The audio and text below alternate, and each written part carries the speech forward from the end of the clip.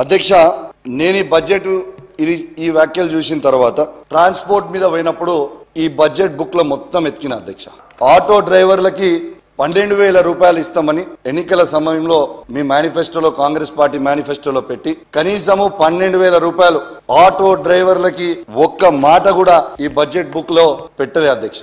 పెట్టకపోయేసరికి వాస్తవంగా నా హుజరాబాద్, జమ్మికుంట, ఇల్లంతకుంట, కమలాపూర్, వీణవంకలో ఉన్న ఆటో అసోసియేషన్లు అందరూ వచ్చి నన్ను కలిసి, అన్నా దయచేసి ఈ ఫ్రీ బస్సులు వచ్చినప్పటి నుంచి మాకు చాలా ఇబ్బంది అవుతా ఉంది, కానీ ఫ్రీ బస్సులు కూడా ఇవ్వండి, అద్భుతమైన పథకం, ఇంకా బస్సులు పెంచండి అధ్యక్ష, ఇంకా బస్సులు పెంచండి, ఫ్రీగా ఇవ్వండి, నో ప్రాబ్లం. ఎందుకు తొందర పడుతున్నావు? తొందర పడ కాదు, మస్తు మాట్లాడేది, తొందర ఎందుకు పడుతున్నావు? ఫ్రీగా బస్సులు ఇంకా అద్భుతంగా పెంచాలని కూడా కోరుకుంటున్నా అధ్యక్ష.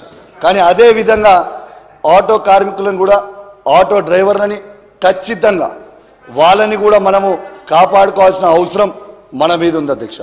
ఈ రాష్ట్రంలో దాదాపు 6 లక్షల మంది ఆటో డ్రైవర్లు ఉన్నారు అధ్యక్ష. దీంట్లో 3 లక్షల మందికి సొంత ఆటోలు ఉన్నాయి, ఈఎంఐల మీద కొనుక్కున్నారు. ఇంకా 3 లక్షల ఆటోలు రోజువారీ కిరాయికి తెచ్చుకుంటారు అధ్యక్ష. వీళ్ళకి కనీసం వాళ్ళ సొంత ఆటోలు ఉన్న వాళ్ళకి ఈఎంఐలు వెళ్తలేవు, కిరాయి తెచ్చుకున్న వాళ్ళకి కిరాయి కట్టే పరిస్థితి లేకుండా ఇబ్బంది పడతా ఉన్నారు. కాబట్టి దయచేసి ఈ వాళ్ళ మీద కోపం లేకుండా దయచేసి ఆటో కార్మికులకి వెంటనే న్యాయం చేయాలి. నెలకి దయచేసి వాళ్ళకు కూడా నెలకి 10,000 రూపాయలు మీరు కేటాయించాలని నేను విజ్ఞప్తి చేస్తా ఉన్నాను అధ్యక్ష.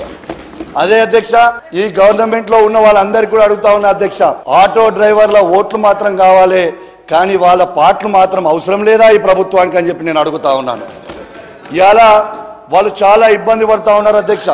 దయచేసి ఇలా ఆటో డ్రైవర్లకి మద్దతుగానే ఇలా ఈ కాకి డ్రెస్ వేసుకొని ఉన్నా, మీరు మద్దతుగా లేకపోయినా ఇలా కేసీఆర్ గారి నాయకత్వంలో బీఆర్ఎస్ పార్టీ ప్రతి ఆటో డ్రైవర్ కుటుంబానికి అండగా ఉంటామని సభా సాక్షిగా చెప్తా ఉన్నాను అధ్యక్ష.